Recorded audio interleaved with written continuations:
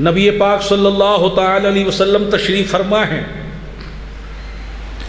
سیدنا ابو ذر غفاری رضی اللہ تعالی عنہ اور سیدنا بلال حبشی رحمت اللہ علیہ ورضی اللہ تعالی عنہ، ان کے درمیان کسی بات پر تکرار ہو گئی، تیز گفتگو ہو گئی.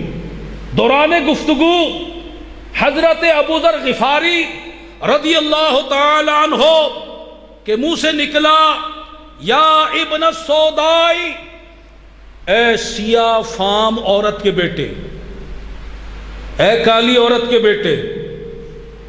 نبی پاک صلی اللہ علیہ وسلم نے سنا، فرمایا اے ابو ذر، تم ایسے شخص ہو کہ تم میں جہالت کا اثر پایا جاتا ہے، جاہلیت کا اثر پایا جاتا ہے، دور جاہلیت کا. اللہ اکبر. اب ذرا غور کرنا، یہ حضرت ابو ذر غفاری کا اخلاص تو دیکھو، عاجزی تو دیکھو. زبان سے الفاظ نکل تو گئے، دل میں تکبر نہیں ہے، الفاظ نکل گئے، ایک تانا دے دیا، اب وہیں لیٹ گئے، وہیں لیٹ گئے اور حضرت بلال حبشی سے عرض کرنے لگے، قوم کھڑے ہو، فتعالل علی خدی، اور میرے رخسار کو اپنے پاؤں سے روند ڈالو. میں نے تجھے چھوٹا کہا، حقیر کہا، اب تیرا پاؤں اور میرا سر، تیرا پاؤں اور میرا رخسار.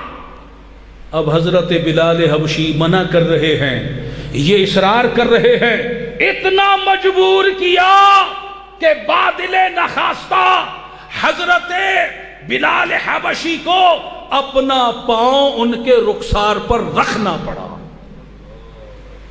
ان کا اخلاص تو دیکھو، اول تو وہ ایسی بات کرتے ہی نہیں تھے، اور اگر کر دی اور توجہ دلا دی گئی تو فوراً توبہ کر لی، معافی مانگ لی، اور سامنے والے کے آگے جھک گئے، انکساری کا مظاہرہ کر دیا. اس سے بڑا عاجزی کا اظہار کیا ہوگا کہ کسی کا پاؤں اٹھا کر اپنے منہ پہ رکھ لیا جائے. اپنے نفس کو بھی سزا دے دی، آنے والوں کو بھی درس دے دیا. کیا آج ایسا کردار ہمارے درمیان موجود ہے؟ ہم لوگوں کو تانے دیں، الزام لگائیں، دھتکاریں، حقیر سمجھیں، حقارت سے دیکھیں، الفاظ کے اندر طنز تنقید کے نشتر بنا کر انہیں چبائیں، اور پھر کوئی ہمیں سمجھائے پھر اکڑ جائیں. یہ تو ہے ہی ایسا، اس کی اوقات ایسی، یہ اپنے آپ کو سمجھتا کیا ہے، میں دیکھ لوں گا اس کو. سمجھانے والا سمجھا رہا ہے اور یہ اور اکڑتا جا رہا ہے اور پھول رہا ہے.